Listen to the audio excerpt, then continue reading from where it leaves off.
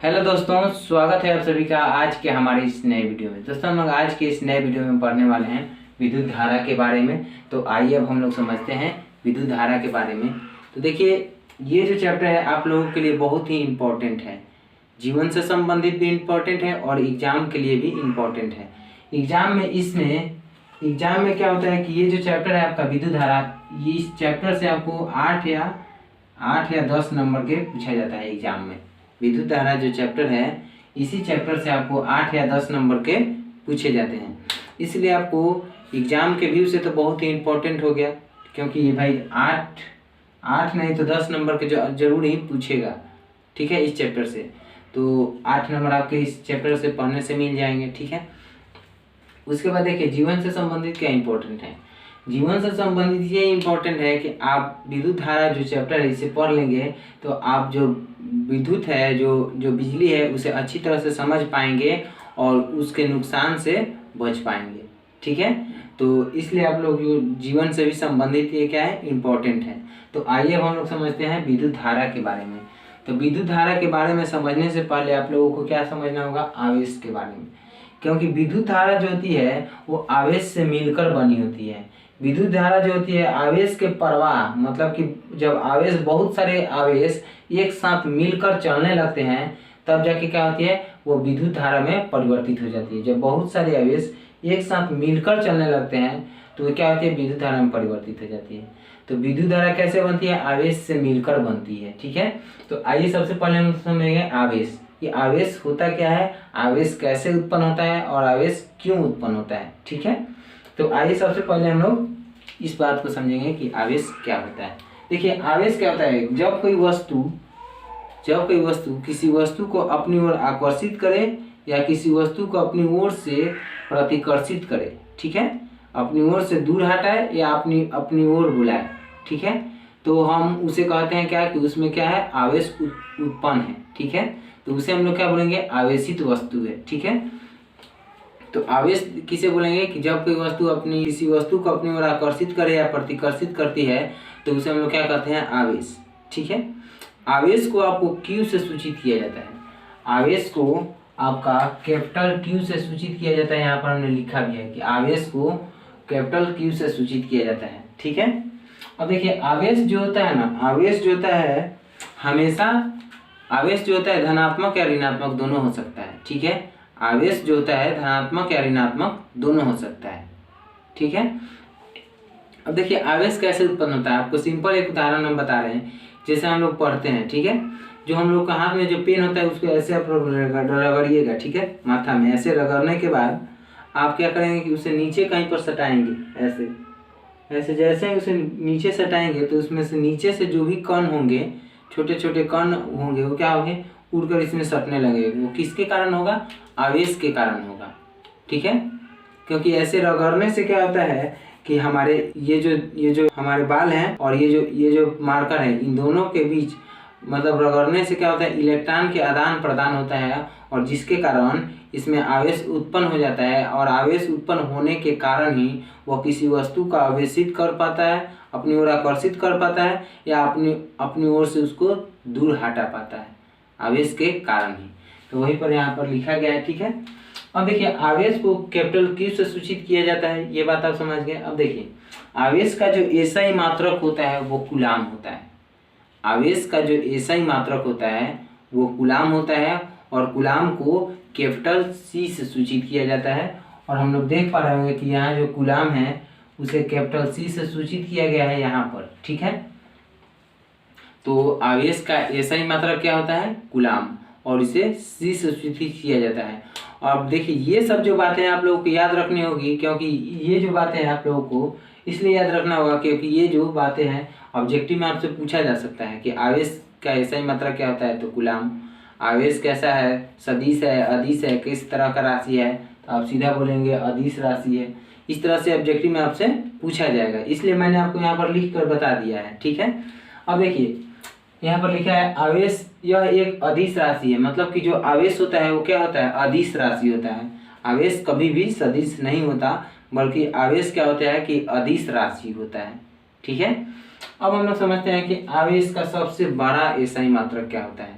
तो देखिए आवेश का जो सबसे बड़ा एसआई मात्रक होता है वो होता है आपका फैराडे और जिसे कैपिटल एफ से सूचित किया जाता है। और हमने यहाँ पर लिख भी दिया है कि आवेश का एसआई सबसे बड़ा एसआई मात्रक फैराडे होता है और फैराडे को कैपिटल एफ से सूचित किया जाता है। अब देखिए आप लोग बहुत लोगों का आपको दिमाग में आता होगा कि हाँ हम जो पढ़ाते हैं बोर्ड पर पहले ही क्यों लिख देते हैं। इसलिए लिख देते हैं ताकि हम लोग को ये जो है समझाने में आसानी होती है। और प्लस पॉइंट ये होता है कि पहले से हम लोग बोर्ड पर लिखे रहते हैं तो हम लोग बच्चे को और भी अधिक पढ़ा पाते हैं, ठीक है, अधिक पढ़ा पाते हैं। और एक और बात ये होती है कि बच्चा को क्या होता है कि नोट्स बनाने में आसानी होती है, इसलिए हम लोग पहले से ही बोर्ड पर नोट करके रखते हैं, नहीं तो दूसरा कोई और रीजन नहीं है। ऐसे भी हम लोग पढ़ाते रहते, वीडियो बनता रहता और पढ़ाते रहते और लिखते रहते, तो उसमें क्या होता है कि थोड़ी सी परेशानी होती है, ठीक है। इसलिए हम लोग क्या करते हैं कि पहले ही लिख देते हैं, उसके बाद बच्चे को समझा देते हैं, ठीक है। तो इसीलिए हम लोग पहले से ही लिख कर रखते हैं। अब देखिए फैराडे जो होता है आवेश का सबसे बड़ा एसआई मात्रक जो फैराडे होता है वो कितना होता है। तो ये फैराडे को एफ से सूचित किया जाता है, ये बात जान गए। फैराडे को एफ से सूचित किया जाता है, लेकिन वो एक फैराडे बराबर कितना होता है। तो एक फैराडे बराबर होता है 96,500 कूलाम। ये जो बात है आपसे ऑब्जेक्टिव में पूछेगा कि एक फैराडे बराबर कितना होता है, एक फैराडे बराबर कितना होता है, तो आप सीधा लिखेंगे कि 96,500 कूलाम। ये जो जितनी भी बातें हमने वन रेड कलर से डॉट करके लिखा है वो सभी आपसे ऑब्जेक्टिव में पूछा जा सकता है। हम क्या करते हैं कि सब्जेक्टिव के साथ साथ आप लोगों को ऑब्जेक्टिव भी क्लियर कराते हैं ताकि आप लोगों को कहीं भी एग्जाम में दिक्कत ना हो, ठीक है। ये कहीं किसी भी एग्जाम में पूछा जा सकता है, बोर्ड एग्जाम हो या फिर कोई इंडिया का कोई भी एग्जाम हो, उसमें ये सभी पूछा जा सकता है, इसलिए आप लोग इसे याद रखेंगे। तो एक फैराडे बराबर कितना होता है 96,500 कूलाम, ठीक है। अब देखिए जो आवेश जो उत्पन्न होता है वो कैसे उत्पन्न होता है, आवेश जो उत्पन्न होता है वो कैसे उत्पन्न होता है। सबसे पहले तो हम लोग जानते हैं कि मान लो एक सोडियम ले लिया हमने और एक क्लोरीन ले लिया, ये दो तत्व हैं, ठीक है। सोडियम जो होता है, सोडियम का रासायनिक सूत्र Na होता है, ठीक है। क्लोरीन का रासायनिक सूत्र क्या होता है Cl होता है। अब देखिए क्लोरीन सोडियम का परमाणु संख्या कितना होता है 11, ठीक है। सोडियम की परमाणु संख्या कितनी होती है 11 और क्लोरीन की परमाणु संख्या 17, ठीक है। अब देखिए सोडियम में है, सोडियम क्या है एक धनात्मक तत्व है, सोडियम क्या है एक धनात्मक तत्व है और क्लोरीन क्या है एक ऋणात्मक तत्व है, ठीक है। सोडियम में इलेक्ट्रॉनों की संख्या कितनी होती है, सोडियम में इलेक्ट्रॉनों की संख्या होती है आपकी 11, सोडियम में इलेक्ट्रॉनों की संख्या होती है 11 और प्रोटॉनों की संख्या भी होती है 11, ठीक है। क्लोरीन में भी इलेक्ट्रॉन की संख्या 11, क्लोरीन में इलेक्ट्रॉन की संख्या 17 होती है और क्लोरीन में प्रोटॉन की भी संख्या कितना होती है 17 होती है। ये बात हम लोग पहले से ही जानते हैं। अब देखिए अब 72 कक्षा में क्लोरीन के कितने 72 कक्षा में बचे, अब इसको भरिए। पहली कक्षा में कितना होता है 2, तो 2 पॉइंट लेंगे 2, ठीक है। फिर दूसरी कक्षा में कितनी होती है 8 ले लेंगे, 3 4 5 6 7 8, ठीक है। अब देखिए यहाँ पर 2 हो गया और ये 8, 10 हो गए, बचे कितने 7 बचे, क्योंकि यहाँ पर 17 है, हम लोग को इसमें 17 को भरना है, ठीक है। तो अब 7 बच गया तो 7 को इसमें भरिए,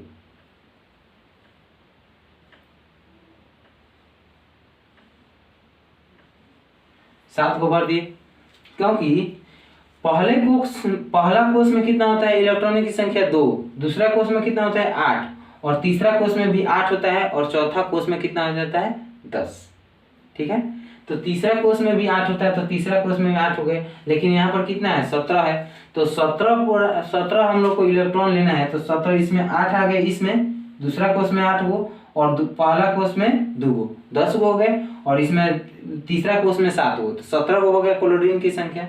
अब देखिए अब सोडियम है, तो सोडियम में भी पहले 2, तो सोडियम के लिए भी पहले हम 2 ले लिए। अब देखिए पोटासियम सोडियम के 2 हो गए। अब फिर उसके बाद देखिए कि बचे कितना 9 बचे, तो पहले हम इसमें 8 को ले लेंगे, 3 4 5 6 7 8, इसमें 8 को ले लिए, तो 8 और 2 10 और बचे कितना 1, तो 11 हो गए।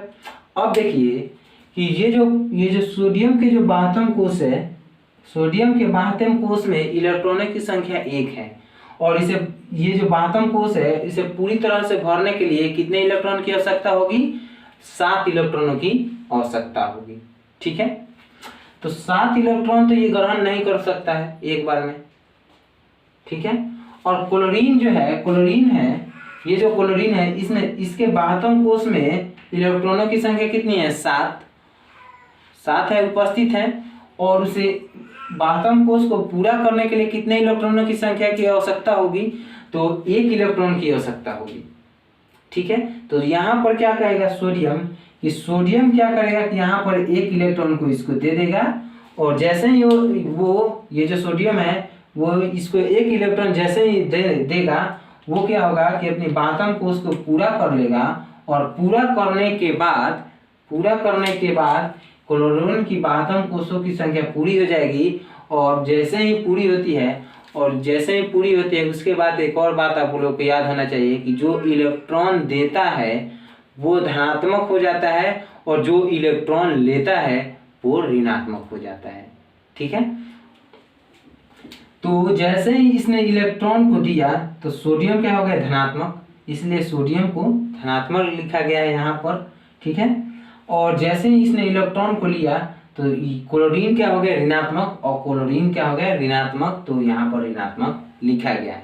अब देखिए, अब हमने अभी आपको क्या बताया था कि इलेक्ट्रॉनों के आदान प्रदान से ही क्या होती है, आवेश उत्पन्न होते हैं। तो जैसे ही इसमें से इलेक्ट्रॉन इसमें गए तो आवेश उत्पन्न हो जाएगा, और आवेश उत्पन्न होता है कैसे, ऐसे ही होता है कि इलेक्ट्रॉन के आदान प्रदान से ही आवेश उत्पन्न हो जाता है। जैसे ही क्लोरीन में 1 इलेक्ट्रॉन गए तो इस पर ऋण आवेश हो जाएगा, और सोडियम पर धन आवेश उत्पन्न हो जाएगा। ठीक है, तो सोडियम पर धन आवेश उत्पन्न हो जाएगा और क्लोरीन पर ऋण आवेश उत्पन्न हो जाएगा। ठीक है, और प्रोटॉन जो है, सोडियम के प्रोटॉन कितना है 11, और क्लोरीन के प्रोटॉन कितना होंगे 17, तो 17 प्रोटॉन तो यहीं पर उपस्थित होंगे, इसमें 11 प्रोटॉन यहीं पर उपस्थित हो जाएंगे। तो इलेक्ट्रॉन के आदान प्रदान से क्या होता है, आवेश उत्पन्न होता है। ठीक है, तो इस बात को आप लोग समझ गए कि आवेश कैसे उत्पन्न होता है। ठीक है, उसके बाद हम लोग चलते हैं विद्युत धारा के बारे में, मतलब कि इलेक्ट्रिक करंट के बारे में। तो आइए अब हम लोग समझते हैं विद्युत धारा के बारे में। विद्युत धारा के बारे में समझने से पहले आप लोगों का आवेश के बारे में समझना आवश्यक था, इसलिए हमने आपको पहले आवेश के बारे में समझाया। ठीक है, तो अब आइए हम लोग समझते हैं विद्युत धारा के बारे में। चालक जो होता है, देखिए विद्युत धारा किसे हम लोग बोलेंगे, जैसे पानी की, जैसे नदी होती है, नदी में से पानी की प्रवाह एकदम चलते रहती है। नदी से पानी कैसे गिरते रहती है, एकदम लगातार। ठीक है, उसी तरह विद्युत धारा भी होता है। विद्युत धारा जो होता है लगातार प्रवाहित होते रहता है, लगातार प्रवाहित होते रहता है। जैसे हम लोग मोटर देखते हैं, मोटर में क्या होता है, मोटर की जो पानी होती है क्या है, लगातार चलती रहती है, मतलब कि वो लगातार फेंकती रहती है, लगातार, कभी रुकती है नहीं, लाइट कट जाती है तब रुकती है। उसी तरह आपका विद्युत धारा भी होता है। विद्युत धारा जो होता है लगातार प्रवाहित होती रहती है, लगातार, वो जैसे ही लाइट कटेगी वो रुक जाएगी विद्युत धारा। ठीक है, तो वही है आपका विद्युत धारा। इसलिए लिखा गया है कि किसी चालक में प्रवाहित आवेश और लगने वाले समय, मतलब कि कोई जब भी कोई चालक हो गया, अब देखिए चालक किसे बोलते हैं, वैसा पदार्थ जिससे विद्युत धारा की प्रवाह हो। और विद्युत धारा के प्रवाह होने के लिए कौन कौन से पदार्थ की आवश्यकता हो, जैसे मान लीजिए लोहा है, एल्यूमिनियम है, कॉपर है, ये सभी क्या विद्युत धारा के प्रवाह है। चांदी है, मतलब कि जितना भी लोहा सामान है ना, वो सभी क्या है, विद्युत धारा के प्रवाह है। उसमें सभी में विद्युत धारा प्रवाहित होती है। जैसे हरा बांस हो गया, हरा करची हो गया, इस सब में क्या है, जैसे पानी हो गया, ये सभी क्या है, विद्युत धारा के चालक हैं। ठीक है। अब देखिए यहाँ पर बोला है किसी चालक में प्रवाहित आवेश और लगने वाले समय के अनुपात को विद्युत धारा कहते हैं। किसी चालक में प्रवाहित आवेश और लगने वाले समय के अनुपात को हम लोग क्या बोलते हैं, विद्युत धारा बोलते हैं। ठीक है। अब देखिए विद्युत धारा जो है, विद्युत धारा को I से सूचित किया जाता है और विद्युत धारा का सूत्र होता है Q/T। और Q को हम लोग जानते हैं कि Q को आवेश से सूचित किया जाता है, आवेश को Q से सूचित किया जाता है और समय को T से सूचित किया जाता है। इस बात को हम लोग जानते हैं। ठीक है। तो देखिए किसी चालक में प्रवाहित आवेश मतलब कि आवेश कितना होगा Q, ठीक है, और लगने वाले समय कितना होगा T, और इन दोनों के अनुपात को हम लोग क्या बोलेंगे, विद्युत धारा बोलेंगे। अब विद्युत धारा को I से सूचित किया जाता है, इस बात को आप लोग समझ गए। तो देखिए ये जो है, मान लो कि ये कोई चालक पदार्थ है, ये जो ग्रीन कलर का है ये कोई चालक पदार्थ है। ठीक है। अब इसमें हमने क्या किया कि एक तार को जोड़ दिया, दोनों तरफ से एक तार को जोड़, अब बीच में क्या लगाया, बैटरी लगा दिए। अब जैसे यहाँ से हम स्विच ऑन करेंगे तो ये जो विद्युत धारा है, बैटरी क्या होगी, इधर से इधर घूमने लगेगी, ये जो करंट है ऐसे घूमने लगेगी, और इलेक्ट्रॉन क्या होगा कि प्लस की ओर आएगी और प्लस जो होगा इलेक्ट्रॉन की ओर जाएगा। देखिए प्लस यहाँ पर है तो ये जो इलेक्ट्रॉन है इधर आ रही है, मतलब किधर, प्लस की ओर आ रही है। ठीक है। तो विद्युत धारा इसी प्रकार से प्रवाहित होते रहता है। विद्युत धारा जो है लगातार प्रवाहित होती है। ठीक है। अब देखिए विद्युत धारा का सूत्र होता है I बराबर Q/T, और Q को हम लोग जानते हैं कि आवेश से सूचित किया जाता है और T को समय से, और I को तो विद्युत धारा से सूचित किया जाता है। ठीक है। अब इसका जो SI मात्रक होता है वो एम्पियर होता है। विद्युत धारा का SI मात्रक जो होता है वो एम्पियर होता है। अब समझिए एम्पियर कैसे होता है। आवेश का SI मात्रक हम लोग क्या बोलते हैं, कूलाम। आवेश का SI मात्रक कूलाम बोलते हैं। तो यहाँ पर सबसे पहले आप आवेश का SI मात्रक लिखिए, आवेश का SI मात्रक कूलाम। ठीक है। और समय यानी कि T का SI मात्रक, तो T का SI मात्रक S होगा, तो कूलाम प्रति सेकंड हो गया इसका SI मात्रक। विद्युत धारा का SI मात्रक क्या हो गया, कूलाम प्रति सेकंड, और कूलाम प्रति सेकंड हो गया तो इसे हम लोग क्या बोलते हैं, एम्पियर के नाम से जानते हैं, एम्पियर के नाम से। एक बार और वापस से देखिए, आवेश का SI मात्रक हमने आपको यहाँ पर क्या दिखाया था, आवेश का SI मात्रक कूलाम होता है। ठीक है। यहाँ पर Q है आपके क्या, आवेश है, और T क्या है, समय है। तो Q का SI मात्रक पहले लिखेंगे तो Q का SI मात्रक होता है कूलाम, और कूलाम को हमने यहाँ पर लिख दिया। उसके बाद क्या होता है कि समय का SI मात्रक, समय का SI मात्रक S होता है, तो T का SI मात्रक S हो गया, और यहाँ पर ऐसे भी हम इसको लिख सकते हैं Q/C/S। तो ये क्या हो गया कि कूलाम प्रति सेकंड विद्युत धारा का SI मात्रक हो गया। ऐसे भी एग्जाम में पूछ सकता है, या फिर आपसे ऐसे भी पूछ सकता है कि विद्युत धारा का SI मात्रक क्या होगा, तो ऑप्शन में होगा एम्पियर, वोल्टता, और भी कई सारे नाम होंगे, तो उस समय आप मारिएगा एम्पियर। यदि आपसे ऐसे पूछ सकता है कि विद्युत धारा का SI मात्रक क्या है, कूलाम प्रति सेकंड, सेकंड प्रति कूलाम, और भी कई सारे उदाहरण दे देगा, तो आप सीधा मानेंगे कूलाम प्रति सेकंड। ऐसे भी लिख सकता है, चाहे ऐसे भी लिख सकता है, चाहे ऐसे भी लिख सकता है। ये सभी क्या है, विद्युत धारा का SI मात्रक है। ठीक है। तो विद्युत धारा के SI मात्रक आप समझ गए, और इन दोनों को ही मिलाकर हम लोग क्या बोलते हैं, एम्पियर, जिसे A से सूचित किया जाता है। तो विद्युत धारा का यदि आपसे कोई SI मात्रक पूछे तो एम्पियर बता दीजिए, या फिर कूलाम प्रति सेकंड बता दीजिए। इन दोनों में से कोई भी बता सकते हैं, दोनों ही नाम सही है। ठीक है। अब देखिए विद्युत धारा का I से सूचित किया जाता है, तो हम जान गए। विद्युत धारा का SI मात्रक एम्पियर होता है। ठीक है। और 1 एम्पियर बराबर कितना होता है, इस बारे में हम लोग समझते हैं। तो विद्युत धारा का SI मात्रक तो एम्पियर होता है, ठीक है, लेकिन विद्युत धारा का SI मात्रक एम्पियर होता है, लेकिन 1 एम्पियर बराबर कितना होता है। तो देखिए 1 एम्पियर बराबर होता है 10⁻³ एम्पियर। 1 एम्पियर बराबर होता है 10⁻³ एम्पियर। ठीक है। अब देखिए विद्युत धारा जो है आपका अदिश राशि है। विद्युत धारा अदिश राशि कैसे है अब हम आपको समझाते हैं। जैसे देखिए यदि हम लोग कहें सदिश, सदिश का परिभाषा क्या होता है कि वैसी राशि जिसमें परिणाम और दिशा दोनों हो उसे हम लोग क्या बोलेंगे, सदिश राशि। लेकिन देखिए यदि हम लोग चाहें तो विद्युत धारा में परिणाम और दिशा दोनों होती है, परिणाम और दिशा दोनों होती है विद्युत धारा में, लेकिन ये क्या करता है कि सदिश योग के नियम का पालन नहीं करता है। कैसे?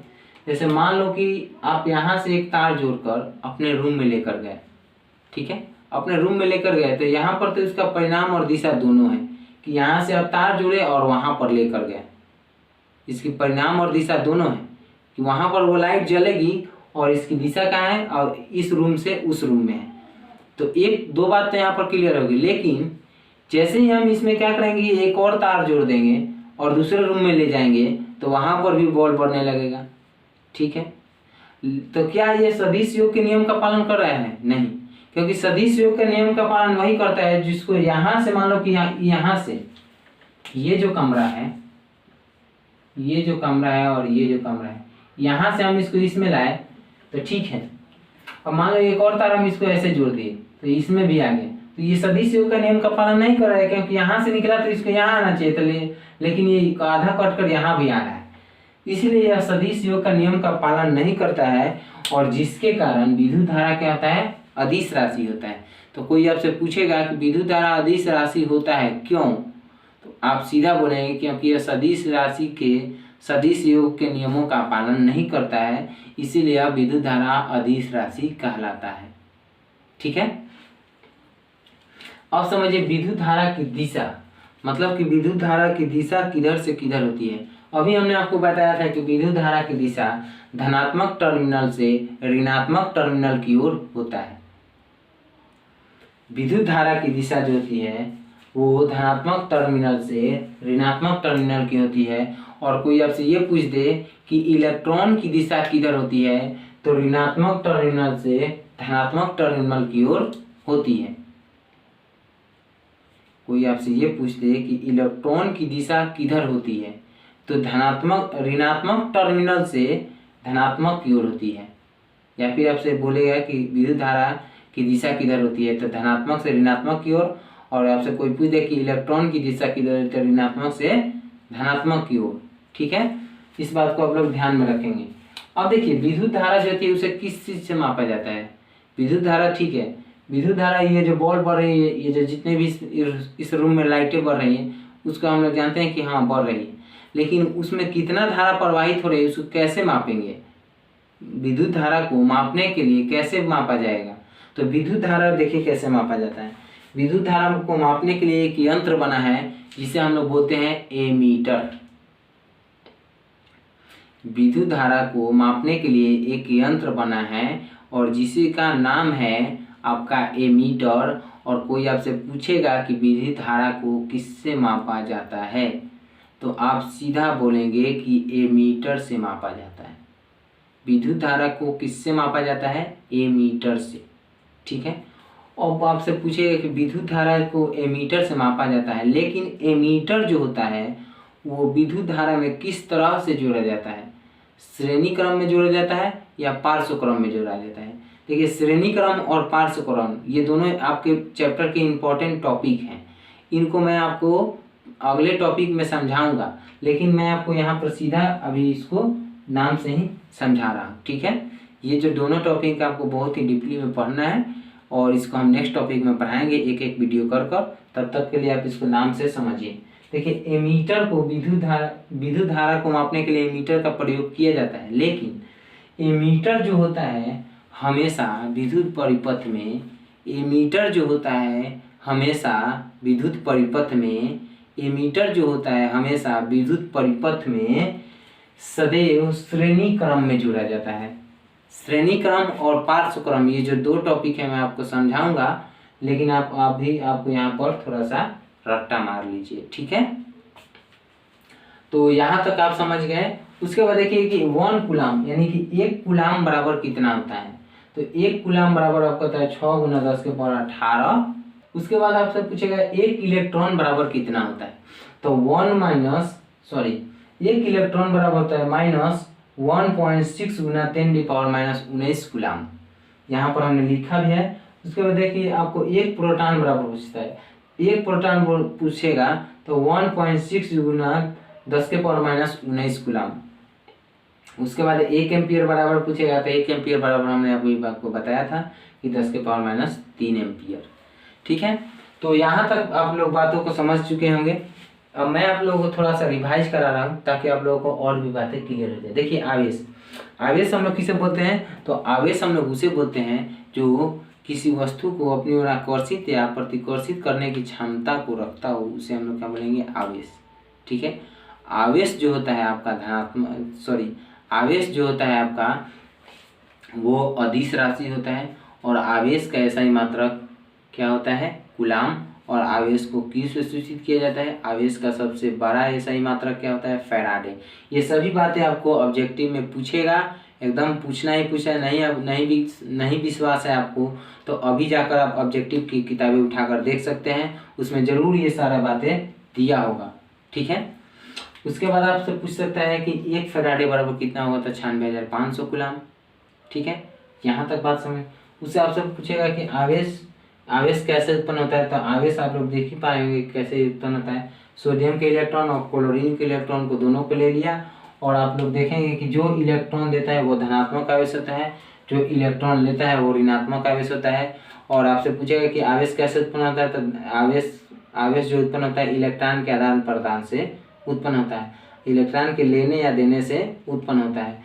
जो इलेक्ट्रॉन को देता है वो धनात्मक आवेश होता है, जो इलेक्ट्रॉन को लेता है वो ऋणात्मक आवेश होता है। ठीक है, अब समझिए विद्युत धारा। तो विद्युत धारा के बारे में समझिए, किसी चालक तार में प्रवाहित आवेश, किसी चालक में प्रवाहित आवेश और लगने वाले समय के अनुपात को हम लोग क्या बोलते हैं, विद्युत धारा बोलते हैं। विद्युत धारा जो होता है वो आपका एक अदिश राशि है, और इसका एसआई मात्रक एम्पियर होता है, या फिर इसको एसआई मात्रा आप कैसे भी बोल सकते हैं कि कूलाम प्रति सेकेंड होता है। विद्युत धारा का सूत्र आपका होता है I = Q/T। ठीक है, विद्युत धारा को I से सूचित किया जाता है। ये जो मैंने जितने भी बातें आपको लिखवाई है ये सभी आपसे ऑब्जेक्टिव में पूछा जाएगा, केवल यही आपसे सब्जेक्टिव में पूछा जाएगा, बाकी सभी आपसे ऑब्जेक्टिव में पूछा जाएगा। नहीं तो आपसे ऐसे भी पूछा जाएगा कि विद्युत धारा के गुण धर्म को लिखिए, तो विद्युत धारा के आपसे ये सारी बातें लिख देंगे गुण धर्म में। ठीक है, तो इस बात को आप लोग याद में रखेंगे। और उसके बाद देखिए कि विद्युत धारा की दिशा किधर होती है, तो धनात्मक टर्मिनल से ऋणात्मक टर्मिनल की ओर। विद्युत धारा क्या है, आपका अदिश राशि है। आपसे ये भी पूछ सकता है कि विद्युत धारा अदिश राशि क्यों है, तो क्योंकि यह सदिश योग के नियमों का पालन नहीं करता है। और सदिश योग के नियम का आप जानते हैं कि सदिश योग के नियम क्या क्या होते हैं, कि सदिश राशि वो कहलाती है जो जिसमें दिशा और परिणाम दोनों हो। इसमें तो दिशा और परिणाम दोनों है, लेकिन यह सदिश योग के नियम का पालन नहीं करता है, जिसके कारण यह अदिश राशि हो जाता है। ठीक है, अब विद्युत धारा को किससे मापा जाता है, आप अभी हमने आपको बताया था कि एमीटर से मापा जाता है, और उसको ए से सूचित किया जाता है। विद्युत धारा को एमीटर से मापा जाता है, उसको ए से सूचित किया जाता है। अब देखिए विद्युत धारा को एमीटर को विद्युत परिपथ में कैसे जोड़ा जाता है, ये भी आपसे पूछा जाएगा। तो सीधा आप बोलेंगे श्रेणी क्रम में जोड़ा जाता है। उससे आपसे पूछा जाएगा कि 1 कूलाम बराबर कितना होता है, 1 इलेक्ट्रॉन बराबर कितना होता है, 1 प्रोटॉन बराबर कितना होता है, 1 एम्पियर बराबर कितना होता है। ये सभी बातें आपसे ऑब्जेक्टिव में पूछेगा। इसे आप लोग याद रखेंगे। जब तक आप लोग याद रखेंगे तब तक आप लोगों के लिए बहुत इंपॉर्टेंट है। ठीक है, एग्जाम के व्यू से हमने सभी को पढ़ाया है, क्योंकि इसमें नहीं होगा तो आपको 10 या 15 आपका ऑब्जेक्टिव बन जाएंगे। देखिए ऑब्जेक्टिव 1 2 3 4 5 6 ऑब्जेक्टिव आपको यहाँ पर हो गया। ये भी ऑब्जेक्टिव में पूछ सकता है 7 8 9 10 11 12 13 14 15 16 17 15 ऑब्जेक्टिव हो गए, 17 को ऑब्जेक्टिव हो गए। ऑब्जेक्टिव कहाँ जाइएगा आप किताब में खोजने के लिए, आप केवल सब्जेक्टिव को अच्छी तरह से पढ़िए, आपका ऑब्जेक्टिव और सब्जेक्टिव दोनों क्लियर हो जाएंगे। ठीक है, आप ऑब्जेक्टिव ये मत सोचिए कि हम केवल ऑब्जेक्टिव याद कर लेंगे तो मैट्रिक का जो एग्जाम है हम पास कर लेंगे, ऐसा भी को कभी भी नहीं सोचना है।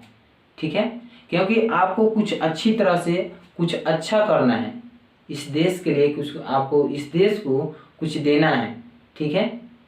तो आप क्या करेंगे कि इसे अच्छी तरह से पढ़ेंगे, इसका नोट्स बनाएंगे और ऑब्जेक्टिव के फेर में आप लोग नोट लगिएगा। आपका सब्जेक्टिव क्लियर है तो ऑब्जेक्टिव भी क्लियर है, ठीक है। सब्जेक्टिव क्लियर नहीं है तो ऑब्जेक्टिव भी आपका क्लियर नहीं है, ठीक है। इसलिए आप लोग ऑब्जेक्टिव के फेर में मत पढ़िए, केवल आप सब्जेक्टिव को पढ़ते रहिए, ऑब्जेक्टिव ऑटोमेटिक आपसे क्लियर हो जाएंगे। लास्ट में एग्जाम के 1 महीना पहले आप क्या करेंगे कि ऑब्जेक्टिव के किताब को उठाकर आप हल्का सा देख लेंगे, ये सारी बातें आपको उसमें लिखा होगा, हल्का सा घुमा कर दिया होगा, तो उसे आप लोग पढ़ेंगे तो समझ में आ जाएगा, ठीक है। तो तब तक के लिए थैंक यू, मिलते हैं कल। वीडियो अच्छा लगा हो तो लाइक कीजिए, कमेंट कीजिए, अपने दोस्तों के साथ शेयर कीजिए, सब्सक्राइब कीजिए, ठीक है। और साथ ही साथ इस वीडियो के स्टेटस पर भी लगाइए और भी अधिक मात्रा में फैलाइए, ठीक है। तो यहाँ तक के लिए थैंक यू।